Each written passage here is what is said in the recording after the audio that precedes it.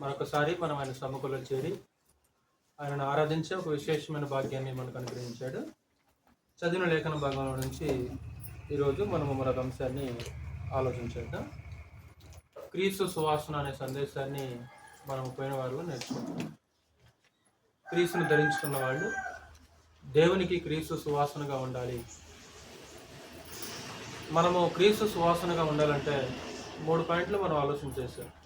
చెప్పండి సహోదరులారా. 1, సువార్త ప్రకటించడం ద్వారా మనము దేవునికి క్రీస్తు సువాసనగా ఉండగలమని. 2, బల్యర్పణల ద్వారా మనము దేవునికి క్రీస్తు సువాసనగా ఉండగలమని. అలాగే సత్క్రియలను చేయటం ద్వారా మనము దేవునికి సువాసనగా ఉండగలము అనే విషయాలు మనం ఆలోచించాలి. ఈరోజు మనం నేర్చుకునే సందేశం ఏంటంటే,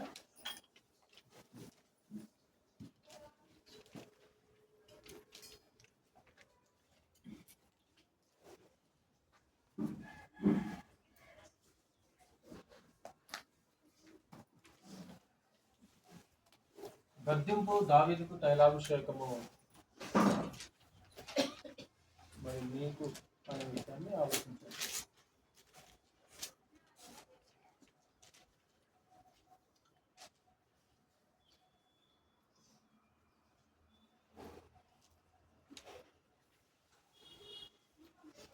కీర్తన గ్రంథంలో దావీదు ఒక అద్భుతమైన మాట అంటాడు. నీతిమంతులు నన్ను కొట్టుట నాకు ఉపకారము, వారు గద్దించుట నాకు తైలాభిషేకము, అట్టి అభిషేకము నేను త్రోసివేయకుందును గాక అంటాడు. నీతిమంతులు కొట్టడం దావీదుకి ఒక ఉపకారం. వారు దావీదుని గద్దించటం అనేది తైలాభిషేకంతో సమానం అని మాట్లాడినట్టు మనం చూడవచ్చు. వాస్తవానికి అనేకులకు గద్దింపు అనేది చేదుగా ఉంటుంది, పొగడ్తలు అనేది చాలా ప్రేమగా ఉంటాయి. పూర్వకాలంలో రాజులు తమ దగ్గర పొగిడించుకునే వాళ్ళని ప్రత్యేకంగా ఉంచుకునేవాళ్ళు. తమ ఆస్థానంలో తమ చేసిన క్రియల గురించి, అలాగే వారు చేసిన కార్యక్రమాల గురించి, వారి వీరత్వము సూరత్వం గురించి గొప్పలు చెప్పడానికి, పొగడ్తలు చెప్పడానికి ప్రత్యేకంగా రాజులు నియమించుకునేవాళ్ళు. అంటే కొందరికి పొగడ్తలు అంటే ఇష్టము, కొందరికి గద్దింపు అంటే చేదుగా ఉంటుంది. కానీ దావీదుకు గద్దింపు ఎలాగుందంటే, అది ఒక తైలాభిషేకంతో నాకు సమానము, నీతిమంతులు కొట్టడం కూడా నాకు ఒక గొప్ప ఉపకారం అని మాట్లాడుతుంటాడు దావీదు. పొగడ్తల కంటే గద్దింపే చాలా శ్రేష్టమైనది అంటది గ్రంథము. మనల్ని ఎవరైతే ప్రేమతో గద్దించే వాళ్ళు ఉంటారో వాళ్ళు మన చుట్టూ ఉండటం కూడా మన జీవితాలకు శ్రేయస్కరమైనది. అందుకే ఒక తత్వవేత్త ఒక సూత్రం చెప్పేశాడు. నీ చుట్టూ స్నేహితులు ఎవరో తెలియాలంటే, అంటే నీ చుట్టూ ఉన్న స్నేహితులు నిన్ను గద్దించి నీలో లోపాలని ఎత్తు చూపేవాళ్లే నీకు నిజమైన స్నేహితుడు తప్ప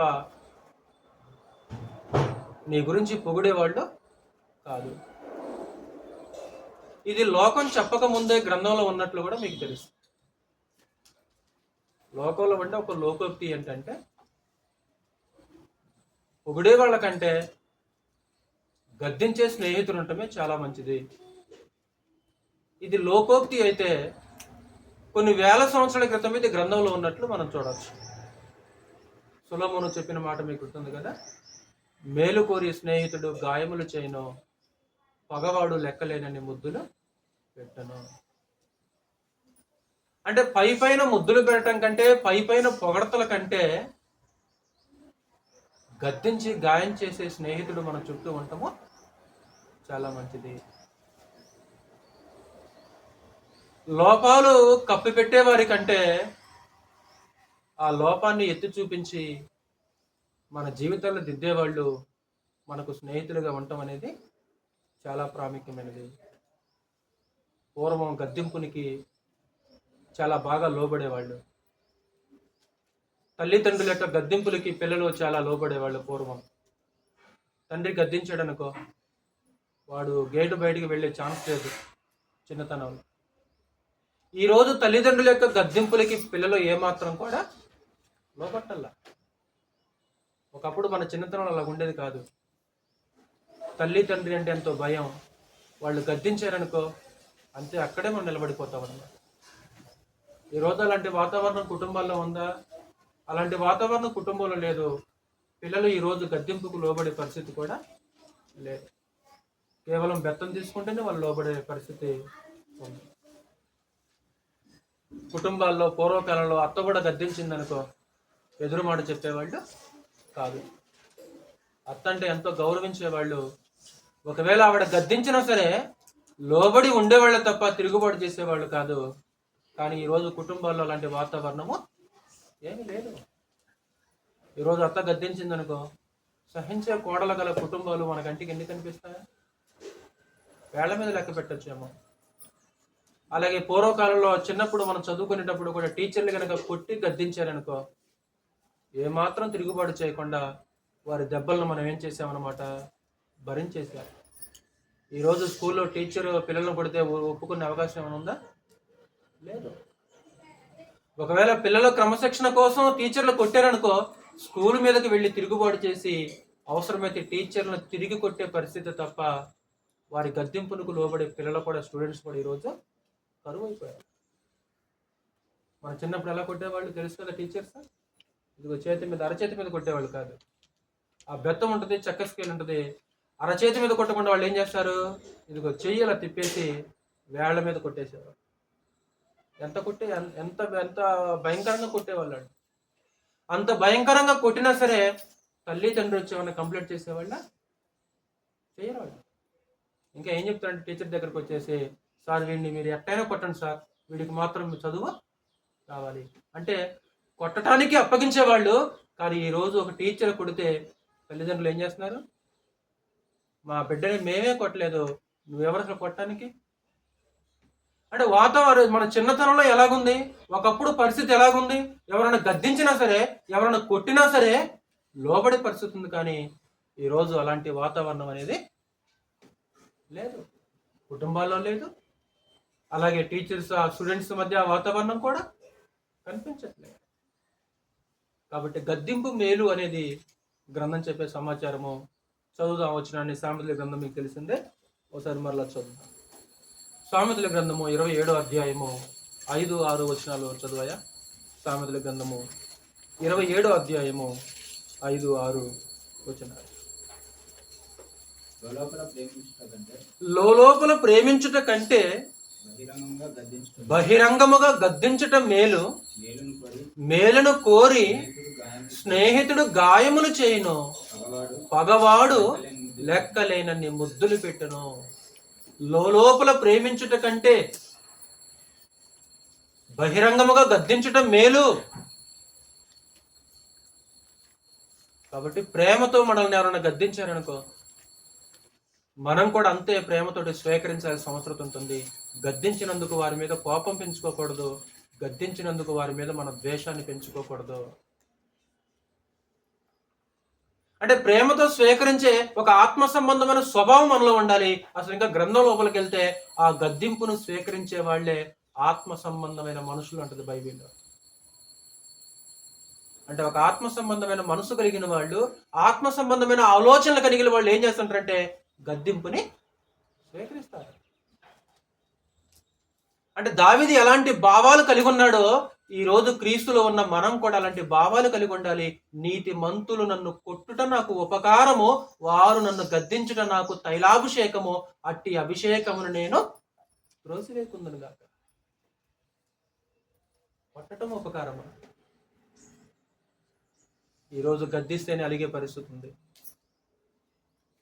కుటుంబాల్లో కానీ ఆయా స్థానిక సంఘాల్లో కానీ ఎలాంటి వాతావరణం ఉందంటే ఒక చోట కుటుంబంలో గద్దించినా కొట్టినా సరే ఇంటిలో నుంచి వెళ్ళిపోయే పరిస్థితి ఉంది. ఈ రోజు ఒకవేళ స్థానిక సంఘంలో కూడా అందరి ముందు గద్దించినా సరే స్థానిక సంఘానికి రాకుండా ఉండే పరిస్థితి కూడా, అలిగి వెళ్ళిపోయే పరిస్థితి ఉంది. అమ్మా నాన్న గద్దించేస్తే అలిగి వెళ్ళిపోయే వాళ్ళు లేరా పిల్లలు? అంటే ఎవరి మీద అలుగుతున్నావు నువ్వు అలిగేది ఎవరి మీద? నన్ను ఎవరు గద్దించకూడదు, నాకు ఎవరు చెప్పకూడదు, నన్ను ఎవరు హెచ్చరించకూడదు అనే ఆలోచన ఎంత మాత్రం కూడా సరి అయినది కాదు. ఎవరు చెప్పకూడదా నీకు? నిన్నెవరు గద్దించకూడదా, లేకుంటే నిన్నెవరు హెచ్చరించకూడదా? ఒకవేళ అలాంటి భావాలు మనలో ఉంటే అవి సరి అయిన భావాలు కానే కాదు సహోదరులారా. అది నా మంచి కోసమే కదా నన్ను గద్దించేది. అంటే నన్ను బాగు చేయడానికి, నాలో ఉన్న లోపాలు దిద్దటానికి నన్ను గద్దిస్తున్నాడు అనే ఆలోచనతోనే మనం ఉండాలి తప్ప గద్దించినప్పుడు కోపాన్ని పెంచుకోకూడదు. ఇశ్రాయేలు యొక్క ప్రజల జీవితాల్లోనికి వెళ్ళామనుకో మనము, వారు గద్దించినప్పుడు కోపాన్ని, ద్వేషాన్ని పెంచుకున్నట్లు మనం చూడవచ్చు. చూద్దాము, 2 పాయింట్లు మనం ఆలోచన చేద్దాము. దేవుని గద్దింపు, రెండోది నీతిమంతుల గద్దింపు గురించి మనం ఆలోచించాలి. దేవుని గద్దింపు అంటే దేవుడు గద్దిస్తాడు. దేవుని గద్దింపు ఎప్పుడన్నా నీకు వినిపించిందా సహోదరులారా? దేవుడు గద్దించినట్లు ఎప్పుడన్నా నీ ఆత్మకి అనుభవం కలిగిందా? దేవుడు ఏం చేస్తాడంటే తన పిల్లలని గద్దిస్తుంటాడు. గద్దించటం మాత్రం కాదు, ఉపయోగించిన మరొక పదం ఏంటంటే ఆయన పడతాడు. అంటే ఈరోజు కుటుంబంలో ఒక తండ్రి ఎలాగైతే బిడ్డను గద్దిస్తాడో, తండ్రి ఎలాగైతే బెత్తం తీసుకొని కొడతాడో, దేవుడు అలాగా గద్దిస్తాడు, కొడతాడు. ఎప్పుడన్నా నీ జీవితానుభవంలో దేవుడు గద్దించినట్లు, దేవుడు కొట్టిన అనుభవం ఎప్పుడన్నా ఉందా? ఎందుకని ఎలా గద్దిస్తాడు, ఆయన ఎలా కొడతాడు?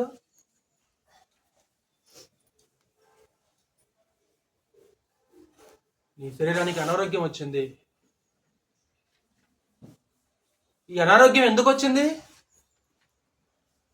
నీ కుటుంబంలో కష్టాలు వచ్చినవి, నీ కుటుంబంలో సమస్యలు వచ్చినవి, ఆయా శిక్షలు వచ్చినవి. ఎందుకు వచ్చినవి ఇవి? ఇది ఎవరు గద్దిస్తున్నారు నిన్ను? ఒకవేళ నీకు అనారోగ్యం వచ్చిందనుకో, నీ కుటుంబంలో కష్టాలు వచ్చిననుకో, నీ కుటుంబంలో సమస్యలు వచ్చేసిననుకో, అది దేవుని గద్దింపు అనేది నువ్వు అర్థం చేసుకోవాలి. నేను అదే అడుగుతున్నాను, దేవుడు గద్దించిన అనుభవము ఎప్పుడన్నా నీ జీవితంలో ఉందా? ఎప్పుడన్నా దాన్ని అనుభవించావా నువ్వు? అది గ్రహించావా నువ్వు? దేవుడు గద్దించే మనుషుడు ఎలాంటి వాడంట? యోబు గ్రంథం 5వ అధ్యాయం. యోబు గ్రంథం 5వ అధ్యాయము 17వ వచనం.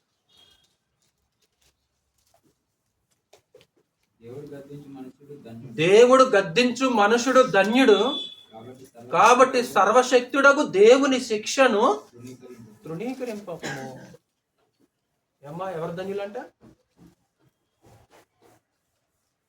ఎవరు ధన్యులు అని అడిగామనుకో తమ్ముడు, బైబిల్ ఏం చెప్తుందంటే దేవుడు గద్దించు మనుషుడు ఒక ధన్యత. అంటే దేవుడు గద్దించడం ఒక ధన్యత. అంటే గద్దింపు ధన్యత లేకుంటే శాపమా? గద్దింపు శాపం కాదు.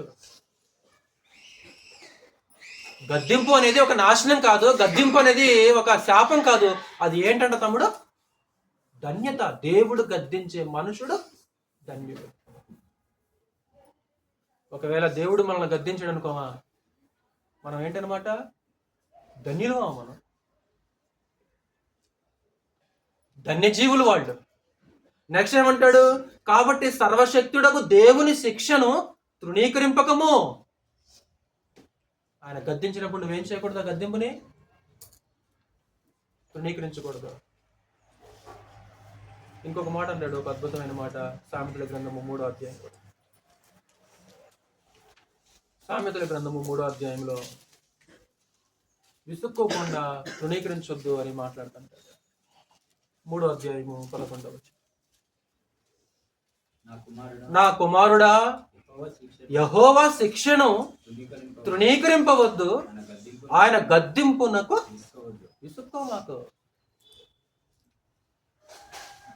ఏమా, ఏం చేయకూడదంట దేవుని గద్దింపుకి? విసుక్కోమాకు. రెండోది, ఆ గద్దింపుని ఏం చేయకూడదంట నరేష్? తృణీకరించకూడదు.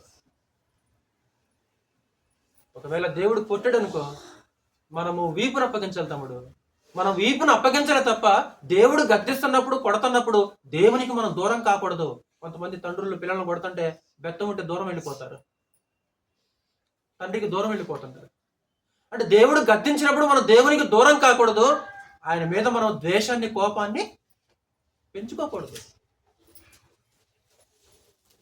వాస్తవానికి యేసుక్రీస్తు వారిని కొట్టింది రోమా సైనికుల యొక్క చేతులు కావచ్చు. వాస్తవానికి ఆ విధంగా నలగొట్టింది ఎవరు? ఆయనను నలగొట్టుటకు యెహోవాకు ఇష్టమైన చేతులు రోమా సైనికులవే, కానీ ఆ విధంగా ఆయన కొట్టింది ఎవరో తెలుసా?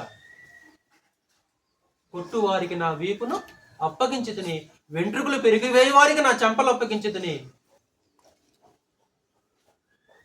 దేవుడు కొట్టినప్పుడు మనం ఏం చేయాలంటే విధేయత చూపించాలి తప్ప ఆయన గద్దింపుని విసుక్కోవటం కానీ తృణీకరించటం కానీ చేయకూడదు.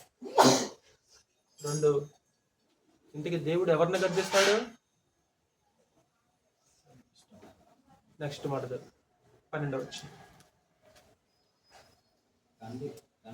తండ్రి తనకిష్టుడైన కుమారుని గద్దించు రీతిగా యెహోవా తాను ప్రేమించు వారిని గద్దించును.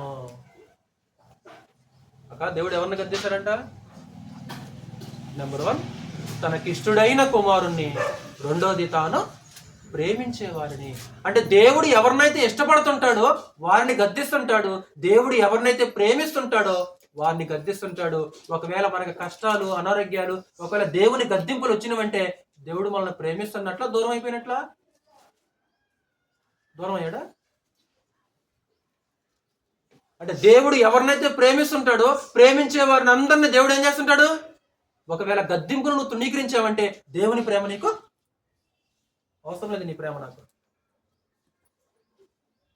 అంటే ఒక ఉదాహరణ చెప్పేశాడు. అంటే ఒక కుటుంబంలో ఒక తండ్రి తన కుమారుని ఎలాగైతే శిక్షిస్తాడో దేవుడు తన పిల్లలని శిక్షిస్తాడండి. ఒక శిక్షణ బెత్తం తీసుకున్నాడు ఆయన కూడా. మన చిన్నతనంలో మన నాన్న బెత్తం తీసుకున్నాడు, ఈరోజు మనము మన కుటుంబంలో మన పిల్లల మీద బెత్తం తీసుకుంటున్నాము. దేవుడు కూడా తన పిల్లల మీద ఏమాడతాడు తమ్ముడు? బెత్తం ఆడతాడు. అద్భుతమైన మాట. తండ్రి తనకి ఇష్టుడైన కుమారుణ్ణి గద్దించు రీతిగా. ఒకవేళ దేవుడిని గద్దిస్తున్నాడంటే దేవుడిని ఇష్టపడుతున్నాడు. కష్టాలకు వచ్చినవి, సమస్యలు వచ్చేసినవి, లేకుంటే బాధలు వచ్చినవి, లేకుంటే అనారోగ్యాలు వచ్చినవి, ఇవన్నీ శిక్షలు. ఎందుకు ఈ శిక్ష? దేవుడు ఇష్టపడుతున్నాడు కాబట్టి. ఒకవేళ ఇష్టపడలేదు అనుకో వదిలేస్తాడు, గాలికి వదిలేస్తాడు, పోరా. ప్రేమించే తండ్రి శిక్షిస్తుంటాడు. కొన్ని కుటుంబాల్లో సవతి తల్లులు ఉంటారు, కొన్ని కుటుంబాల్లో సవతి తండ్రులు ఉంటారు. వాళ్ళు పిల్లల పట్ల సరైన ప్రేమను కనపరచరు. వాళ్ళు తప్పు చేస్తున్నారు, గాలికి తిరుగుతున్నారు అని తెలిసినా సరే ఆ సవతి తల్లి పట్టించుకోదు, సవతి తండ్రి పట్టించుకోడు. కడుపును పుట్టిన తల్లిదండ్రులు అనుకో, వాళ్ళు ఏం చేస్తారు? పిల్లల్ని గాలికి తిరుగుతున్నారు అనుకో ఊరుకురాళ్ళు. అంటే వాళ్ళలో ప్రేమ లేదు కాబట్టి, వాళ్ళు సవతి తల్లి తండ్రి కాబట్టి వాళ్ళు గాలికి తిరుగుతున్నా సరే ఏమాత్రం శిక్షించరు వాళ్ళు. అంటే ప్రేమ లేదు వారిలో. అంటే ప్రేమ ఉంటే ఖచ్చితంగా ఆ తండ్రి ఏం చేస్తాడు? శిక్షిస్తుంటాడు. ఒకవేళ మనకు దేవుని దగ్గర నుంచి శిక్షలు వస్తున్నాయి సహోదరులారా, దేవుడు మనల్ని ప్రేమిస్తున్నట్లు. కాబట్టి దేవుడు దగ్గర నుంచి మనకు శిక్షలు వస్తుంటాయి. ఆ శిక్షలకు మనం ఏం చేయాలి? లోబడాలి. హెబ్రీయులకు రాసిన పత్రిక ఒకసారి మరలా మనం చదువుదాం. 12వ అధ్యాయము 5-6 వచనాలు చూడండి ఒకసారి. తాను స్వీకరించే కుమారుని అంటాడు. అంటే దేవుడు ఎవరినైతే స్వీకరిస్తుంటాడో వారిని శిక్షిస్తూ ఉంటాడని మాట్లాడుతుంటాడు. 12వ అధ్యాయము 5వ వచనం. నా కుమారుడా, ప్రభువు చే శిక్షను తృణీకరించకము, ఆయన నిన్ను గద్దించినప్పుడు విసకకము. ప్రభువు తాను ప్రేమించు వారిని శిక్షించి తాను స్వీకరించు ప్రతి కుమారుని దండించును. దేవుడు దండిస్తుంటాడు ఎవరిని? స్వీకరించే వారిని. అంటే దేవుడు ఎవరినైతే స్వీకరిస్తుంటాడో వారిని దండిస్తుంటాడు ఆయన. దేవుని దండనలు మన మీద పడుతుంటాయి. ఒక్కోసారి ఆయన దండనలు, ఆయన బెత్తాలు ఒక్కోసారి మన మీద పడుతుంటాయి. ఆయన మనల్ని శిక్షిస్తుంటాడు. ఎందుకు శిక్షిస్తున్నాడు? ఎందుకు నాకు ఈ కష్టాలు, ఎందుకు నీకు ఈ కష్టాలు అంటే దేవుడు ప్రేమిస్తున్నాడు కాబట్టి. ప్రేమిస్తున్నాడు కాబట్టే కష్టము, దేవుడు ఇష్టపడుతున్నాడు కాబట్టే కష్టాలు. సహోదరులారా, లవోదిక సంఘంతో కూడా మాట్లాడతాడు కదా, మీకు తెలిసినట్లు అక్కడున్న సంఘాలన్నింటినీ కూడా ప్రభునేశ్వారు గద్దించాడు వాస్తవానికి. ఆ స్మరణ సంఘము తప్ప మిగతా స్థానిక సంఘాలన్నింటినీ ప్రభునేశ్వరు ఏం చేశాడు? గద్దించినట్లు చూడవచ్చు. నేను ఎందుకు మిమ్మల్ని గద్దిస్తున్నాను? ప్రకటన గ్రంథము 3వ అధ్యాయము 19వ వచనం చదువు. ప్రకటన గ్రంథము 3వ అధ్యాయము 19వ వచనం.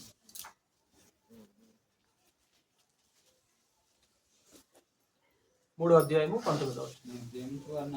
నేను ప్రేమించు వారిని అందరినీ ప్రభు కూడా చూడు ఏం మాట మాట్లాడుతున్నాడు. కాబట్టి శిక్షలు వస్తే ఏం చేయాలక మనం? మనకి శిక్షలు వచ్చినాక, సమస్యలు వచ్చినవి, కష్టాలు వచ్చినవి, ఏం చేయాలి అంటే ప్రభు ఏం చేస్తాడంటాక? ప్రేమించేవారిని, నేను ప్రేమించే వారిని అందరినీ గద్దించి శిక్షిస్తున్నాను. కాబట్టి దేవుడు గద్దిస్తున్నాడు. దేవుడు ఎందుకు గద్దిస్తాడు? ఇర్మీయా గ్రంథం 30వ అధ్యాయం. దేవుడు ఎందుకు గద్దిస్తాడు?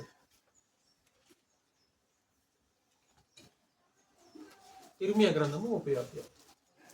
ఒకటి, దేవుడు గద్దించే మనుషుడు ధన్యుడని చూసాము. రెండోది, దేవుడు ఎవరిని గద్దిస్తాడో చూసాము. 3, అసలు దేవుడు ఎందుకు గద్దిస్తాడు? ఇర్మీయా గ్రంథం 30వ అధ్యాయం 12వ వచనం. తమ్ముడు, యెహోవా ఇలాగు సెలవిచ్చుచున్నాడు, నీ వ్యాధి ఘోరమైనది, నీ గాయము బాధాకరమైనది. నీ వ్యాధి దేహానికి వచ్చిన వ్యాధి కదా తమ్ముడు. ఇశ్రాయేలుకి ఒక వ్యాధి కలిగింది. నీ వ్యాధి ఘోరమైనది, అది భయంకరమైనది. అది దేహానికి వచ్చిన వ్యాధి కాదు. అది నెక్స్ట్ మాట 13వ. నీ పాపములు విస్తరింపగా శత్రువు కొట్టినట్లు నీ గొప్ప దోషమును బట్టి నేను నీకు కఠిన శిక్ష చేసి. ఎందుకు కొట్టినంట? శత్రువు కొట్టినట్లు నీకు కఠిన శిక్ష చేసి నేను నిన్ను గాయం చేశాను. నీకు ఎందుకు నాయనా? నీ పాపములను బట్టి. అంటే నువ్వు పాపం చేసావు కాబట్టి ఒక శత్రువు ఎలా కొడతాడో నేనేం చేశాను? నీకు అలా శిక్ష విధించి నిన్ను గాయం చేశాను నేను. అంటే దేవుడు తన బిడ్డలకి గాయం చేశాడమ్మా. ఒకసారి తండ్రి కూడా తల్లిదండ్రులు కొట్టారనుకో, ఒకసారి వాతలు 2 రోజులు పోవు కదా, అంటే ఆ గాయాలు కనపడుతూనే ఉంటాయి, ఆ దెబ్బలు కనిపిస్తూనే ఉంటాయి. అంటే ఎందుకు కొట్టిన నాన్న? ఆ తండ్రి ఎందుకు కొట్టాడు? ఎందుకు గాయపడే విధంగా కొట్టాడు? అంటే కొడుకు ఏదో తప్పు చేశాడు, ఏదో పొరపాటు చేశాడు. ఎవరిని ఎందుకు కొడతాడు దేవుడు? చీటికి మాటికి మనలాగా కోపించడానికి, కొట్టడానికి దేవుడేమన్నా మనిషా? కాదు కదా. అంటే దేవుడు కొట్టాడంటే ఒక ఉద్దేశం ఉంది. ఎందుకు కొట్టా నేను? నీ పాపాన్ని బట్టి నేను కొట్టా నిన్ను. దేవుడు గద్దించినప్పుడు, దేవుడు కొట్టినప్పుడు వెంటనే మనకు ఒక వార్నింగ్ తమ్ముడు. అది అంటే ఒకవేళ నా జీవితంలో ఏదైనా లోపం ఉందా, అంటే నేను సరి చేసుకోవాల్సింది ఇంకేదైనా ఉందా? అనారోగ్యం వచ్చిన ప్రతిసారి ఒక వార్నింగ్. అది సమస్యలు వచ్చిన ప్రతిసారి కూడా ఒక వార్నింగ్. ఏంటి వార్నింగ్ అంటే, ఇదిగో లోపం సరి చేసుకో. ఒకవేళ గాడి తప్పుతున్నావేమో, అంటే గాడి తప్పుతున్న వారిని తిరిగి క్రమంలోనికి తీసుకొని రావడానికి దేవుడు ఏం చేస్తున్నామా? గద్దించి శిక్షిస్తుంటాడు. ఆయన ఊరకనే గద్దించడు. ఆయన ఊరకనే నీలాగా నాలాగా కోపపడి కొట్టేవాడు కాదు. ఆయన నువ్వు పాపం చేశావు కాబట్టి నేను గాయం చేశాను నేను. యెషయా గ్రంథం 57వ అధ్యాయం. యెషయా గ్రంథము 57వ అధ్యాయంలో కూడా నేను ఎందుకు వారిని కొట్టాను అనే విషయాన్ని అక్కడ మాట్లాడుతున్నాడు. 57వ అధ్యాయము 17వ వచనం చదువు. వారి లోభము వలన కలిగిన దోషమును బట్టి నేను ఆగ్రహపడి వారిని. ఎందుకంటండి పరంధాముల గారు కొట్టింది? చూస్తున్నావు రాజు, యెషయా గ్రంథం 57వ అధ్యాయము 17వ వచనం. వారి లోభము వలన కలిగిన దోషమును బట్టి నేను ఆగ్రహపడి వారిని కొట్టి తిని. నేను ఎందుకు కొట్టేవారిని? నాకు కోపం తెప్పించారు, నాకు ఆగ్రహం తెప్పించారు. ఎందుకు వచ్చింది నాయన నీకు ఆగ్రహం అంటే, వారు లోబులైపోయారు. వారు లోబులై దోషం కలగజేశారు. ఆ దోషాన్ని బట్టి నేను ఏం చేశాను? కొట్టా. నేను గద్దించేవారు. అప్పుడు దేవుడు ఎందుకు గద్దించాడు నిన్ను? ఎందుకు కొట్టాడు ఆయన నిన్ను? ఈరోజు వాస్తవానికి మనుషులు ఎరగట్లా. చూడు ఎన్ని కష్టాలు, ఎన్ని ఉపద్రవాలు, ఎన్ని కరువులు, ఎన్ని భూకంపాలు, ఎన్ని యుద్ధాలు, ఎన్ని రోగాలు. అంటే దేవుని శిక్షలు అనేవి ఈ భూమి మీదకి వస్తున్నాయి తమ్ముడు. అంటే దేవుని శిక్షలు ఈ భూమి మీదకి వస్తున్నా సరే మనుషులు గ్రహిస్తున్నారా? గ్రహించట్లేదు. ఇది దేవుని శిక్ష, ఇదిగో దేవుడు గద్దించాడు, ఇదిగో ఇలా మేము పాపం చేసినందుకే దేవుడు మమ్మల్ని కొట్టాడు అని గ్రహించేవాళ్ళు ఎంతమంది?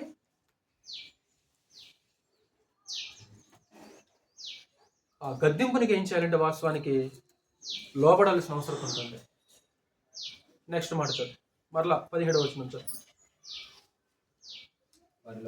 వారి లోభము వలన కలిగిన దోషమును బట్టి నేను ఆగ్రహపడి వారిని కొట్టి తిని, నేను నా ముఖము మరుగు చేసుకుని కోపించి తిని, వారు తిరగబడి తమకిష్టమైన మార్గమున నడుచుతూ వచ్చి. కొట్టినా సరే ప్రజల్లో పట్ల. అంటే దేవుడు గద్దించాడమ్మా, దేవుడు కొట్టాడు, అయినా సరే వాళ్ళు లోపడ్డారా? వారు తిరగబడి తమకిష్టమైన మార్గములలో నడిచి. అంటే దేవుడు ఎన్నిసార్లు గద్దించినా, ఎన్నిసార్లు కొట్టినా సరే కొంతమంది మనుషులకు బుద్ధి. కొంతమంది పిల్లలు కూడా ఎలా ఉంటారు అనమాట, తల్లిదండ్రులు ఎంత కొట్టినా సరే వాళ్ళు మారుతారు. కొంతమంది పిల్లలు ఎంత దండించినా సరే ఆ పిల్లల్లో మార్పు రాదు. అలాగే ఇక్కడున్న ఇశ్రాయేలు ప్రజలని దేవుడు ఎంత కొట్టినా సరే ఏమంటాడు అక్కడ తమ్ముడు? వారు తిరగబడి తమకు ఇష్టమైన మార్గమున నడుచుచు నా మీద తిరుగుబాటు చేశారు, తమకంటూ సొంత మార్గాల్ని ఏర్పాటు చేసుకున్నారు. యెషయా గ్రంథము 9వ అధ్యాయంలో. అంటే వాళ్ళు దేవుని మీద కోపాన్ని పెంచుకున్నారు, దేవుని మీద ద్వేషాన్ని పెంచుకున్నారు. వాళ్ళు దేవునికి దూరం అయిపోయారు. దేవుని గద్దింపులకు ఇశ్రాయేలు ప్రజలు ఏమాత్రం కూడా లోబడలేదు. యెషయా గ్రంథము 9వ అధ్యాయము 13వ వచనం చూడు ఒకసారి. అయినను జనులు తమ్ము కొట్టిన వాని తట్టు తిరుగుట లేదు, సైన్యములకు అధిపతిగా యెహోవాను వెదకరు. కొట్టినా తిరగట్లా. దేవుని విడిచిపెట్టి విగ్రహాల దగ్గరికి వెళ్ళిపోయారు. ఒకవేళ దేవుని వైపు తిరుగుతారేమోనని దేవుడు కొట్టాడు, అయినా సరే వాళ్ళు తిరుగుతున్నారా? కొట్టిన వాని తట్టు తిరగట్లేదు. ఎందుకు కొట్టాడైనా అంటే ఒక క్రమశిక్షణలోనికి తీసుకొని రావడానికి, ఒక క్రమంలోనికి తీసుకొని రావడానికి ఆయన దండించాడు తమ్ముడు. అంటే ఒకవేళ మనం గాడి తప్పుతున్నాము అని అనిపించినప్పుడు, ఎప్పుడైతే మనం అక్రమంగా నడుస్తున్నామో అనిపించినప్పుడు, అంటే ఒక క్రమంలోనికి తీసుకొని రావడానికి, మనలో ఒక క్రమశిక్షణ తీసుకొని రావడానికి, మనల్ని తిరిగి మరలా ఒక గాడిలో పెట్టడానికి ఏం చేశాడు వెంకన్న దేవుడు? గద్దించి కొడతాడు. తిరిగి మరలా నా వైపు వస్తారేమో, లేకుండా నన్ను వెతుకుతారేమో అని దేవుడు కొడతాడు. కానీ ప్రజలు ఏం చేశారంట? జనులు తమ్మును కొట్టిన వాను తట్టు తిరగట్లేదు, యెహోవాను వెతకట్లేదు. ఎన్ని దెబ్బలు పడ్డా మార్పు రావట్లేదు. బహుశా దెబ్బలకు అలవాటు పడిపోయారేమో. కొంతమంది పిల్లల యొక్క దేహాలు కూడా దెబ్బలకు అలవాటు పడిపోతాయి, అలవాటు పడిపోతారు. ఎంత కొట్టినా, ఎంత దండించినా సరే వాళ్ళలో మార్పు అనేది కనపడదు. ఈ ప్రజలు కూడా అలానే తయారైపోయారు. ఇర్మియా గ్రంథము 5వ అధ్యాయంలో కూడా, ఇర్మియా గ్రంథము 5వ అధ్యాయంలో కూడా ఎలాగున్నారంటే వీళ్ళు దేవుని యొక్క దండలను దండించినప్పుడు, ఆయన గద్దించినప్పుడు. ఇర్మియా గ్రంథము 5వ అధ్యాయము 3వ వచనం. యెహోవా యథార్థత మీదనే కదా నీవు దృష్టి ఎంచుచున్నావు, నీవు వారిని కొట్టితివి గాని వారికి దుఃఖము కలగలేదు, వారిని క్షీణింప చేసి ఉన్నావు గాని వారు శిక్షకు లోబడనొల్లకున్నారు, రాతి కంటే తమ ముఖములను కఠినముగా చేసుకుని ఉన్నారు, వళ్ళుటకు సమ్మతింపరు. ఎలాగున్నారండి ప్రజలు? తమ్ముడు ఎలాగున్నారు పౌను? యెహోవా యథార్థత మీదనే కదా నీవు దృష్టి ఉంచుచున్నావు అంటే వారిని తిరిగి మరలా యథార్థవంతులుగా చేయాలి, వారిని తిరిగి మరలా దారిలోనికి తీసుకొని రావాలి, తిరిగి మరలా వాళ్ళు నా దగ్గరకు రావాలని నేను కొట్టాను. నువ్వు కొట్టావా యెహోవా? అయినా సరే వాళ్ళకి దుఃఖము, కొట్టినా దుఃఖం కలగట్ల. కొంతమంది పిల్లలు కొట్టినా ఏడవలు వాళ్ళు. అంటే వాళ్ళకి అలవాటు అయిపోయింది, బాగా దేహానికి దెబ్బలు ఏమైపోయినాయి అనమాట, అలవాటు పడిపోయినాయి. కాబట్టి కొట్టినా సరే వాళ్ళకి దెబ్బ అనిపించదు, అందుకే దుఃఖం కలగదు వాళ్ళకి. ఇక్కడ దేవుడు ఆ ప్రజలను కొట్టినా సరే వాళ్ళు దుఃఖపట్టలేదు, వాళ్ళు తిరగట్లేదు, మల్లుడుకు సమ్మతించట్లేదు. ఇంకా వాళ్ళు హృదయాన్ని ఏం చేసుకున్నారంట? రాతి కంటే హృదయాన్ని కఠినం చేసుకున్నారు. అంటే దేవుని మీద కోపాన్ని పెంచుకుంటారమ్మా వాళ్ళు, దేవుని మీద ద్వేషాన్ని పెంచుకున్నారు, దేవునికి దూరం అయిపోయారు వాళ్ళు. తిరిగి మరలా శత్రుడికి అప్పగించేశాడు. కొట్టినా లోపట్లేదు కాబట్టి దేవుడు వాళ్ళని ఏం చేశాడు? శత్రువుకి అప్పగించేశాడు. ఒక తాగుబోతు కొడుకుండా అనుకో, తండ్రి లేడు, త్రాగి త్రాగి బాగా ఇంట్లో విసిగించేస్తున్నాడు. ఎన్ని చెప్పినా వాళ్ళు మార్పు రాలేదు. ఆ తల్లి ఏం చేస్తుందంటే పోలీసులకు ఫోన్ చేసి పోలీసులకు అప్పగించేస్తారు. చెప్పండి మీరేనా చెప్పండి ఎవడని. ఎందుకు అప్పగించిందండి? ఎందుకు అప్పగించిందంటే వాళ్ళన్న చెబితే వీడు వింటాడేమో అని. కాబట్టి పరమదేవుడు ఎంత గద్దించినా కొట్టే సరే వాళ్ళ మార్పు లేకపోతే దేవుడు బబులోను చెరకు వారిని అప్పగించాడు. ఒకవేళ ఆ చెరలోనికి వెళ్ళిన తర్వాత అయినా సరే మరి నా వైపు తిరుగుతారేమో, మార్మోన్స్ పొందుతారేమో అని దేవుడు వాళ్ళకి అప్పగించేశాడు. ఈరోజు ఇశ్రాయేలు ప్రజల వలె దేవుడు గద్దించినా సరే మనం లోబట్టలేదా? దేవుడు గద్దించినా సరే ప్రజలలో ఏమాత్రం చలనం లేదు, ఏమాత్రం మారుమనసు లేదు. వారు ఇంతే కఠినంగా ఉన్నారు. మనం వారిలాగా ఉండకుండా దేవుని గద్దింపులకు మనం లోబడాలి. రెండవది, దేవుని గద్దింపుతో పాటు నీతిమంతులు మనల్ని గద్దిస్తుంటారు.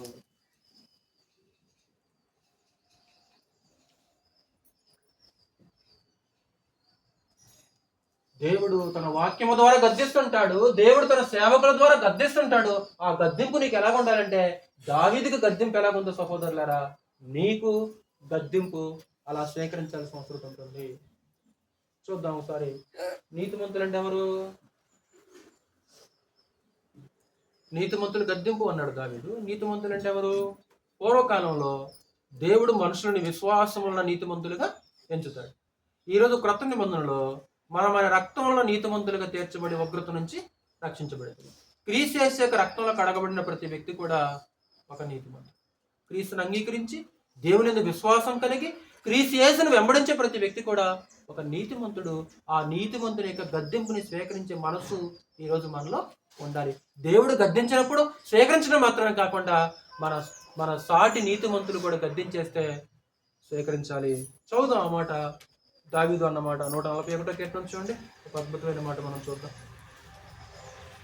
141వ కీర్తన 5వ వచనం. అందరూ చూడాలి. ఒక అద్భుతమైన మాట. దావీదు తన యొక్క విశ్వాసపు విషయం గురించి మాట్లాడుతున్నాడు. విశేషంగా 5వ వచనం. నీతిమంతులు నన్ను కొట్టుట నాకు ఉపకారము, వారు నన్ను గద్దించుట నాకు తైలాభిషేకము, నేను అట్టి అభిషేకమును త్రోసివేయకుందునుగాక. వాస్తవానికి దావీదు సమూయేలు చేత అభిషేకించబడ్డాడు. తైలం సమూయేలు తైలాన్ని కొమ్ములో నిలిపి బెత్లెహేము వెళ్ళి ఆ తైలముతో దావీదుని రాజుగా అభిషేకించాడు. ఒక రోజు కాలక్రమంలో నీతిమంతులు దావీదుని గద్దిస్తే దాన్ని ఎలా స్వీకరిస్తున్నాడు తమ్ముడు? ఒక తైలాభిషేకం. అది ఏమన్నాడు నాతాను వచ్చేసి? ఇప్పుడు దేవుడు ఏమన్నా మనిషిలాగా వచ్చేసి గద్దించాడా? గద్దించలేదు. దేవుడు ఎలా గద్దించాడు? తన సేవకుని పంపించాడు. నాతాను సొంతంగా రాలేదు, సొంత ఆలోచన కదా నాతాన్ని. దావీదు దగ్గరికి నాతాను పంపించిన వ్యక్తి ఎవరంటే దేవుడు. నాతాను వచ్చేసి ఆ మనుషుడు నీవే, రాజు అయితే నాకే చెప్తావా నువ్వు? నేను ఎవరనుకున్నావు? నా విజయాలేంటి? అసలుకి నా విజయాలేంటి? లేకుంటే నా రికార్డ్స్ ఏంటి? నేను ఒకరోజు గొల్లియాతుని చంపేస్తాను, నేను ఎలాంటి వాడిని? నా అంతటి రాజుగా నాకు చెప్తావా అన్నాడమ్మా. నువ్వే దావీదులాగా స్వీకరించే మనసు ఉందా ఈరోజు మనలో?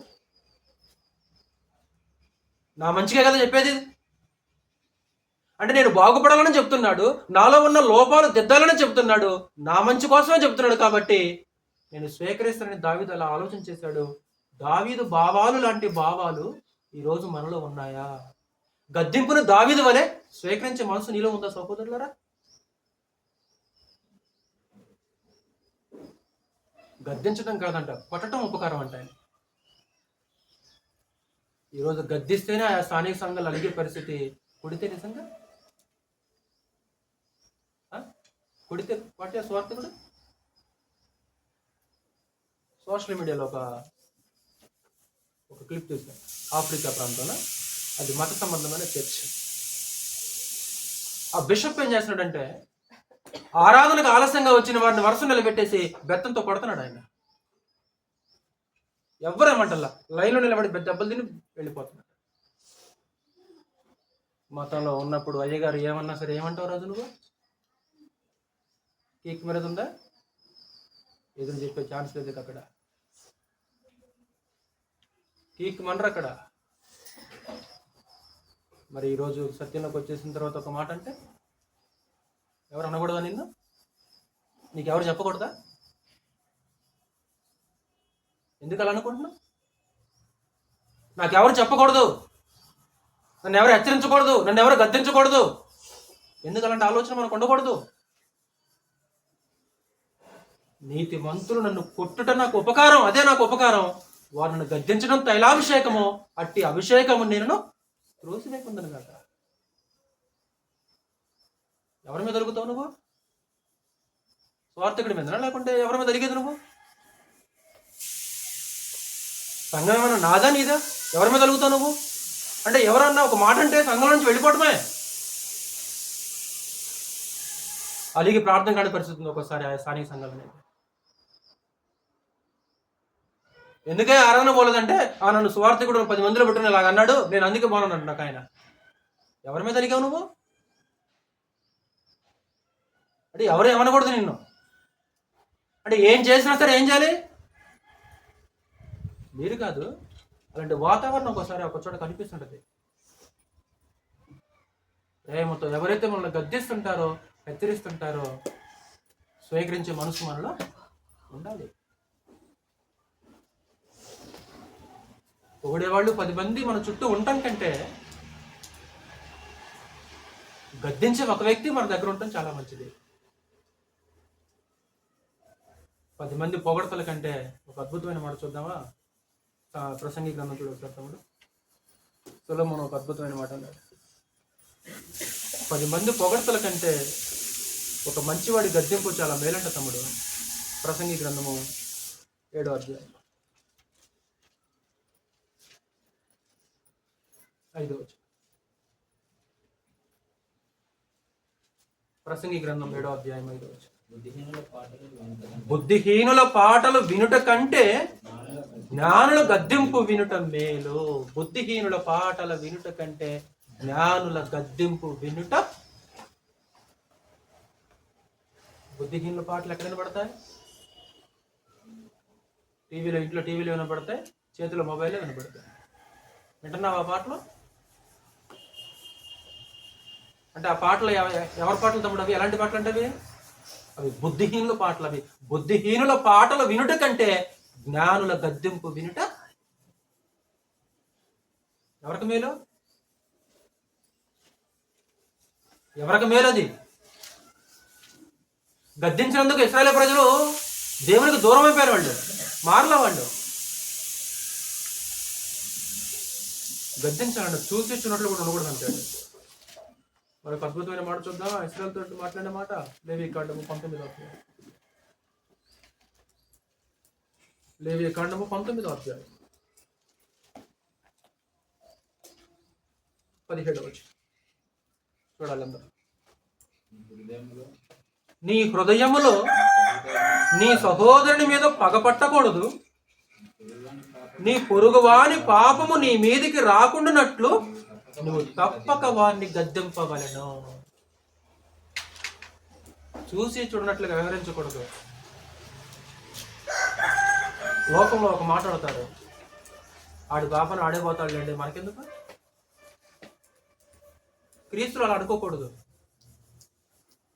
లోకంలో ఉన్నప్పుడు మనం ఏమంటామంటే ఆడి పాపను ఆడు పోతాడు సార్, మనకెందుకు? కానీ క్రీస్తులు అలా కాదంట.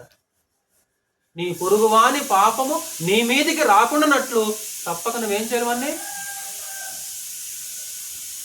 మేలైనది చేయనెరిగియు అలాగు చేయని వానికి పాపము. డైరెక్ట్గా దేవుని ఆజ్ఞను అతిక్రమించాల్సిన అవసరం లేదు. ఇది చేస్తే మేలు అనే సంగతి తెలిసి కూడా చేయకపోతే నీకు పాపం అంటుకుంటుంది. తప్పక గద్దించాలి. ఆ గద్దించినప్పుడు మనం ఏం చేయకూడదంటే, ఆమోసు గ్రంథం 5వ అధ్యాయం. ప్రజలు ఎలాగున్నారు ఆ కాలంలో? ఇశ్రాయేలు ప్రజలు ఆమోసు గ్రంథం 5వ అధ్యాయము. ప్రజలు ఎలాగున్నారంటే, ఎవరైతే బుద్ధి చెప్తుంటారో, ఎవరైతే గద్దిస్తుంటారో వారి పట్ల ఎలాగున్నారో ప్రజలు చూడొకసారి. 5వ అధ్యాయము 10వ వచనం. ఆమోసు గ్రంథం 756 పేజీ, పాత నిబంధన. అయితే గుమ్మములో నిలిచి బుద్ధి చెప్పు వారి మీద జనులు పగపట్టుదురు, యథార్థముగా మాట్లాడు వారిని అసహించుకుందరు. అంటే బుద్ధి చెప్పేవారంటే జనులకు ఎలాంటిదంటామా? గుమ్మములో నిలిచి బుద్ధి చెప్పు వారి మీద జనులు పగపట్టుదురు. అంటే బుద్ధి చెప్పేవాడంటే నీకు అంత కోపమా? నీకెవరు చెప్పకూడదా? నాకెవరు చెప్పకూడదు, నాకెవరు ఎదురు చెప్పకూడదు, నన్ను ఎవరు గద్దించకూడదు, మంచిది కాదు ఆలోచన. ఇశ్రాయేలు ప్రజలు ఎలాగున్నారు? పక్కనే హోషేయ గ్రంథం కూడా చూద్దాం ఒకసారి. హోషేయ గ్రంథం వెనకనే 4వ అధ్యాయంలో కూడా అంటే ప్రజల పరిస్థితి గురించి అక్కడ మాట్లాడుతున్నాడు. వాళ్ళు ఎలాగున్నారు ఆ కాలంలో ప్రజలు? దేవుడు గద్దించాడు, వినలేదు. దేవుడు గద్దించాడు, శిక్షల ద్వారా లోబడలేదు. ఇప్పుడు ప్రవక్తలను పంపించి అలాగే నాయకులను పంపించి గద్దిస్తున్నా సరే వారు ఎలాగున్నారంట? హోషేయ గ్రంథం 4వ అధ్యాయము 4వ వచనం. ఒకడు మరి ఒకనితో వాదించినను ప్రయోజనము లేదు, ఒకని గద్దించినను కార్యము కాకపోవును. నీ జనులు యాజకునితో జగడమాడు వారిని పోలి ఉన్నారు. ఒకడు మరి ఒకనితో వాదించినను ప్రయోజనము లేదు, ఒకరిని గద్దించినను కార్యం కావట్లేదు. యాజకులతో జనులు ఏం చేస్తారంట? యాజకులు ఏం చేస్తారు? ధర్మశాస్త్రాన్ని బోధిస్తుంటారు. ఈ ధర్మశాస్త్రం బోధించి యాజకులతో జనులు ఏం చేస్తున్నారు? వాదమాడుతున్నారు. గద్దించినా కార్యం లేదు. కాబట్టి దేవుడు గద్దిస్తాడు సహోదరులారా. అలాగే మన స్థానిక సంఘంలో నీతిమంతులు కూడా ఏం చేస్తుంటారంటే గద్దిస్తుంటారు. గద్దింపు ఎలాగుండాలి? తిమోతికి రాసిన పత్రిక 2వ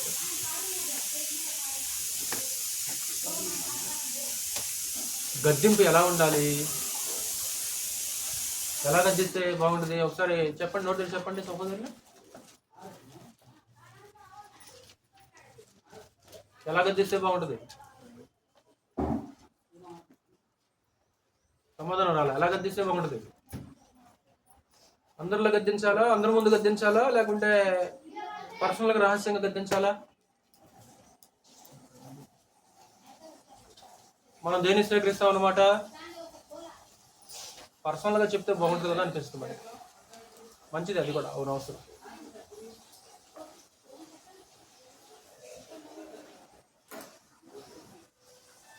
పర్సనల్గా గద్దించే కొన్ని విషయాలు ఉంటాయి. ఎందుకంటే నలుగురికి తెలియకుండా విషయాలు కొన్ని ఉంటాయి. ఇదిగో ఈ వ్యక్తిని పర్సనల్గా గద్దించాలి. అందరి ముందు గద్దించే సందర్భాలు కొన్ని ఉంటాయి. అన్ని సందర్భాలలో అందరి ముందు గద్దించకూడదు, అన్ని సందర్భాలలో కూడా పర్సనల్గా గద్దించకూడదు. పర్సనల్గా గద్దించే కొన్ని సందర్భాలు ఉంటాయి, అలాగే అందరి ముందు గద్దించే సందర్భాలు కొన్ని ఉంటాయి. అంటే రహస్యంగా గద్దించే కొన్ని విషయాలు కొన్ని ఉంటాయి. ఎందుకంటే నలుగురికి తెలియకుండా కొన్ని విషయాలు ఉంటాయి. నలుగురు ముందు వాళ్ళకి తెలియకూడదు ఆ విషయాలు. లోకంలో లోకతో సామెత ఉంది, ఏమనుకోమాకండి. మొగుడు కొట్టిన దానికంటే తోటి కోడలు తొంగి చూసిన దానికి ఆవిడంటే ఉరేసుకుని చచ్చిపోయిందంటారు. భర్త కొట్టినందుకు ఆవిడకి ఏ బాధ లేదు. ఆవిడకి ఏది నామోసమైంది ఇప్పుడు అంటే అది నిజంగా జరిగిందో జరగకపోయి ఉండొచ్చు. అది ఒక సామెత ఉంటుంది. అంటే దాని అర్థం ఏంటి అంటే కొన్ని రహస్యంగా గద్దించేయమంటే రహస్యంగానే చెప్పాలి వాళ్ళకి, నలుగురికి తెలియకూడదు ఆ విషయాలు. కొన్ని విషయాలు మాత్రం అపోస్తలుడైన పౌలు మాట్లాడుతూ ఇదిగో అందరి ముందు గద్దించంటారు.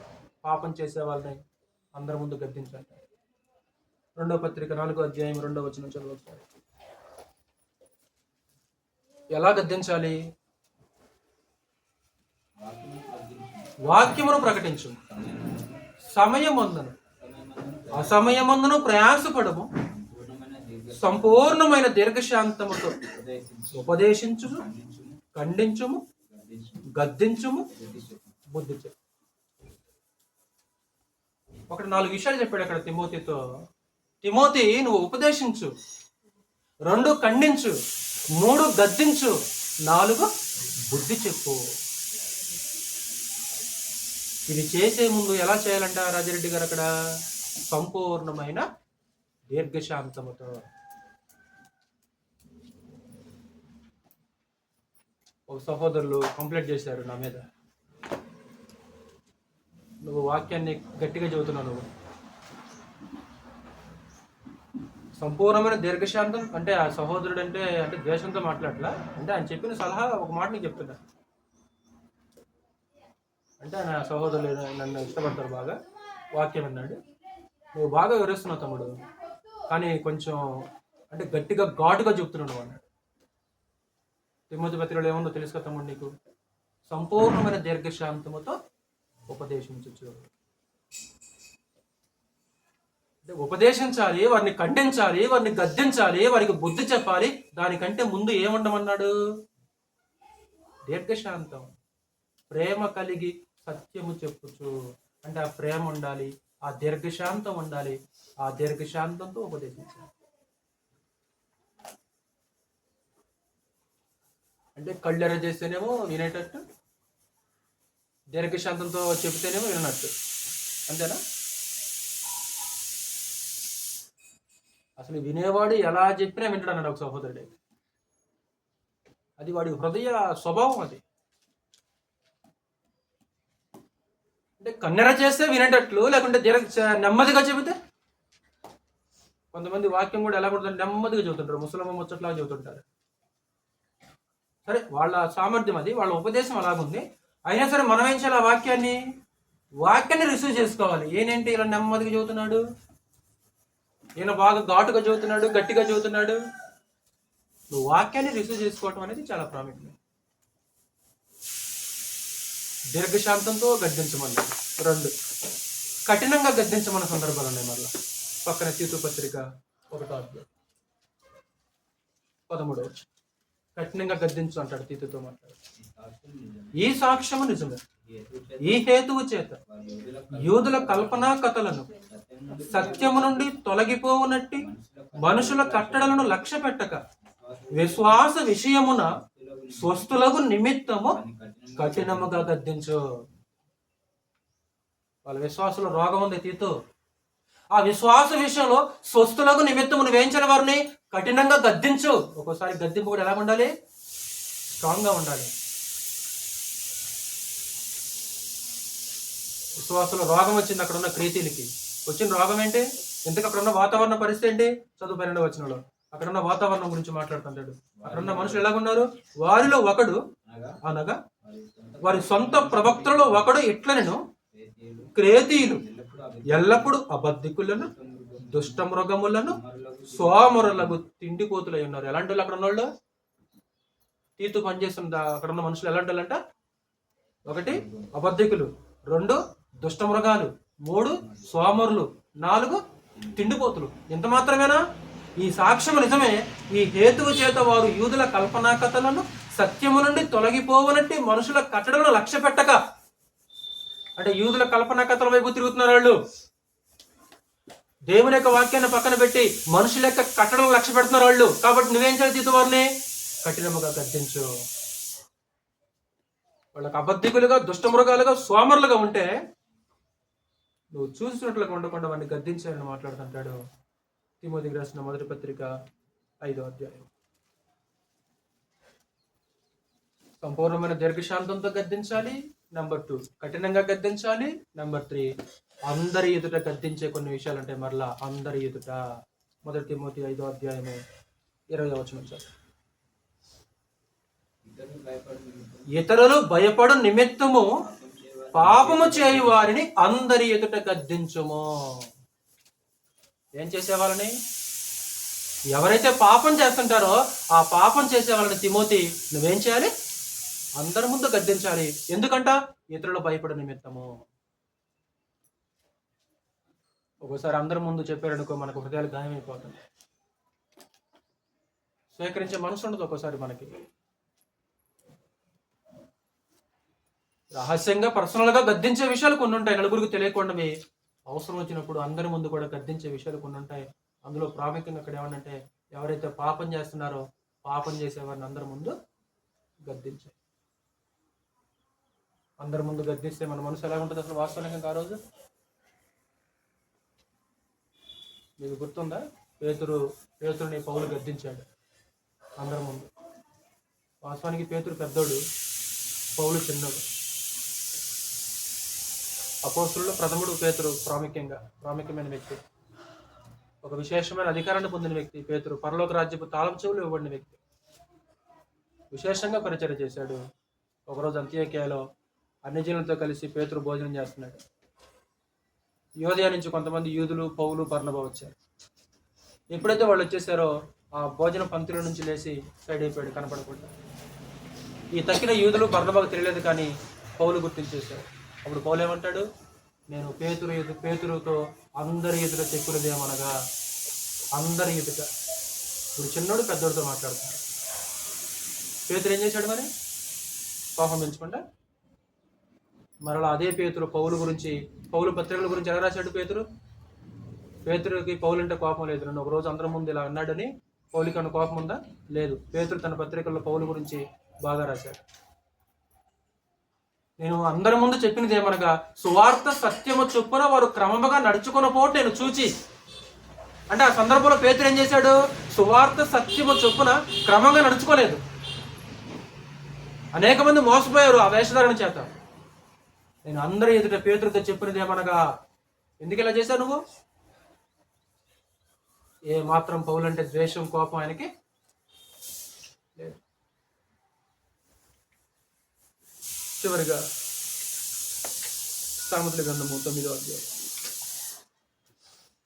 ఆ గద్దింపు మనకి ప్రియముగా ఉండాల్సిన అవసరం ఉంటుంది. సామెతల గ్రంథము 9వ అధ్యాయము 8వ వచనం.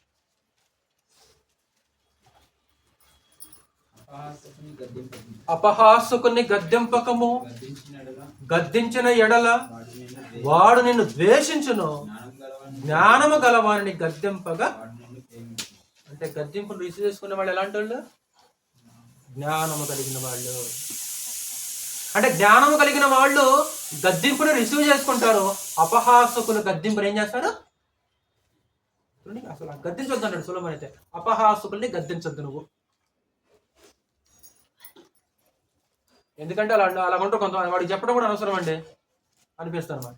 అంటే ఆ మనిషి చూస్తే అలాగ చెప్పడం కూడా అనవసరం, దండగా. సులభం కూడా ఏమంటే అపహాసకుని గద్దించొద్దు. ఎందుకు? వాడు తిరిగి నిన్ను మళ్ళీ అపహాసం చేస్తాడు. మరి ఎవరిని గద్దించాలి? జ్ఞానము గలవాన్ని గద్దించు, వాడేం చేస్తాడు? నిన్ను ప్రేమిస్తాడు. అంటే గద్దింపుని రిసీవ్ చేసుకునే వాళ్ళు జ్ఞానం కలిగిన వాళ్ళు. ఒకవేళ ఈ రోజు మనం జ్ఞానం కలిగిన వాళ్ళమైతే రాజు, గద్దింపుని ఏం చేయాలి మనము? ఒకవేళ దాన్ని తృణీకరించేస్తున్నాం అనుకో, మనం కూడా అపహాసకులు గద్దింపుని తృణీకరించేస్తుంటారు. జ్ఞానులు గద్దింపుని ప్రేమిస్తుంటారు. అని ప్రేమించాలి, చెప్పాలి. చెప్పటమే మంచిది. వాస్తవాన్ని నేను కథలో మీతో కూడా ఈ మాట అన్నాను. చెప్పటమే మంచిది, చెప్పకపోవడం మంచిది కాదు. అది ఆఫీస్కి వెళ్దామని ఉదయాన్నే బాత్రూంలో నుంచి బయటకు వచ్చేసావు, ఆడవిడిగా మొహం మీద ముక్కు దగ్గర ఏదో ఉంది. భార్య కూడా చూసేసినట్లుగా సరిగ్గా చెప్పలేదు. తర్వాత అంతే వెళ్ళిపోయాడు. కోపం వచ్చేసింది. చూసి కూడా చెప్పా నువ్వు ఏంటి ఆ ముఖం ఏంటి ఇలాగుంది, ఇంతే వెళ్ళిపోయాను కదండి ఆఫీస్కి. ఒకవేళ చూసింది అనుకో భార్య, ఏం చేస్తామా? ఇదిగో ముఖాన్ని ఇలాగుంది, కొంచెం తుడుచుకుంటుంది అనమాట. దిద్దుకొని చెప్పేస్తాడు. ఒకవేళ చూసినా సరే చెప్పకపోతే, చూసినా చెప్పే పని లేదా, నీ కంటికి కనపడలేదా అని గద్దిస్తాడు భర్త, అరుస్తాడు ఆయన. అంటే ముఖం మీద పలానా మరకొందని చెప్పటం మంచిదా, చెప్పకపోవడం మంచిదా? కాబట్టి గద్దింపు అనేది చాలా మంచిది, అది శ్రేష్టమైనది. దాన్ని ప్రేమతోటి మనం ఏం చేయాలి? దాన్ని స్వీకరించాల్సిన అవసరం ఉంటుంది. ఎవరు గద్దించినా సరే. ఒకసారి మరలా అక్కడనే సామెతల గ్రంథము 15వ అధ్యాయం 10వ వచనం చదువు. 15వ అధ్యాయము 10వ వచనం. మార్గము విడిచిన వానికి కఠిన శిక్ష కలుగును, గద్దింపును ద్వేషించువారు మరణము నొందుదురు. గద్దింపును ద్వేషించేవాళ్ళు నాకు చెప్పొద్దు, నాకు తెలిసిలేపో. బయలుదేరిండి పెద్ద చెప్పడానికి. ఇది మంచిది కాదు. అది 17వ అధ్యాయం ఒక వచనం చదువుకొని మనం ముగించు. 17వ అధ్యాయం. మనిషికి ఒక మాట, గొడ్డుకు ఒక దెబ్బ అంటారు కదా. అసలు గ్రంథం ఎన్నో ఈ విషయాలు ఎప్పుడో చెప్పేసింది. ఇవన్నీ మనుషులకు సామెతలే కానీ అసలు కొన్ని వేల సంవత్సరాల క్రితమే బైబిల్లో సంగతులు ఉన్నట్లు మనం చూడవచ్చు. 17వ అధ్యాయం 10వ వచనం. బుద్ధిహీనునికి 100 దెబ్బలు నాటునంత కంటే బుద్ధిమంతునికి ఒక గద్దింపు మాట లోతుగా నాటును. అదే మనిషికి ఒక మాట, గొడ్డుకు ఒక దెబ్బ అంటే ఇది అర్థం. ఈ వచనం అదే దానికి అర్థం అదనమాట. అంటే బుద్ధిహీనుడికి ఎన్ని దెబ్బలు కొట్టినా సరే మాట్లాడు, కానీ బుద్ధిమంతుడికి ఒక గద్దింపు మాట ఎలా కొడుతుందంట? లోతుగా. అంటే బుద్ధిమంతులు ఏం చేస్తారు? గద్దింపుని స్వీకరిస్తారు. జ్ఞానం గల వాళ్ళు ఏం చేస్తారు? గద్దింపుని స్వీకరిస్తారు. గద్దింపుని ద్వేషించే వాళ్ళు ఎవరు? బుద్ధిహీనుడు. గద్దింపుని ద్వేషించే వాళ్ళు ఎవరు? అపహాసకులు. అలా గద్దింపుని తృణీకరించకుండా, ద్వేషించకుండా గద్దింపుని స్వీకరించి జీవితాన్ని దిద్దుకుంటూ ముందుకు వెళ్దాం. కాబట్టి గద్దింపు దావీదుకి ఎలాగుంది? రాజు గద్దింపు అంటే ఆయనకి హేయంగా ఉందా? లేదు. నీతిమంతులను కొట్టడం నాకు ఉపకారం, వారు నన్ను గద్దించటం తైలాభిషేకం. దావీదుకు గద్దింపు తైలాభిషేకం. మరి మనకు ఎలాగుంది? మనకు ఎలాగుందా గద్దింపు? దేవుడు గద్దిస్తాడా? దేవుడు గద్దిస్తుంటాడు. దేవుడు ఎవరిని గద్దిస్తాడా? తాను ప్రేమించేవారిని, తాను ఇష్టపడేవారిని గద్దిస్తుంటాడు. దేవుడు ఎందుకు గద్దిస్తాడు? ఒకవేళ తన పిల్లలు క్రమం తప్పుతుంటే వారిని తిరిగి క్రమశిక్షణలోకి తీసుకొని రావడం దేవుడు ఏం చేస్తాడు? గద్దించేస్తాడు. దేవుని గద్దింపుకు ప్రజలు, ఇశ్రాయేలు ప్రజలు లోబడ్డారా? లోబడ్డా. వాళ్ళకు దుఃఖం కలగల. వాళ్ళు దేవుని వైపు ఏమాత్రం కూడా తిరగలేదు. దేవుని గద్దింపుతో పాటు ఎవరి గద్దింపు ఉంటుంది? నీతిమంతుల గద్దింపు ఉంటుంది. బుద్ధిహీనుల పాటలు వినుట కంటే జ్ఞానుల యొక్క గద్దింపు వినుట మేలు. అవసరం వచ్చినప్పుడు దీర్ఘశాంతంతో గద్దించాలి, రహస్యంగా గద్దించాలి. ఒకవేళ కొన్ని సందర్భాలలో కఠినంగా గద్దించాలి, అందరి ముందు గద్దించేసారు. కాబట్టి ఎవరు గద్దించినా సరే ఏమాత్రం మనం అలగకుండా, ఏమాత్రం కోపం కానీ ఇశ్రాయేలు ప్రజల్లాగా ద్వేషం పెంచుకోకుండా గద్దింపులకు లోబడి జీవితాన్ని దిద్దుకుంటూ ముందుకెళ్దాం. శ్రద్ధగా వాక్యాన్ని మీ అందరికీ ప్రభునామములో వందనాలు.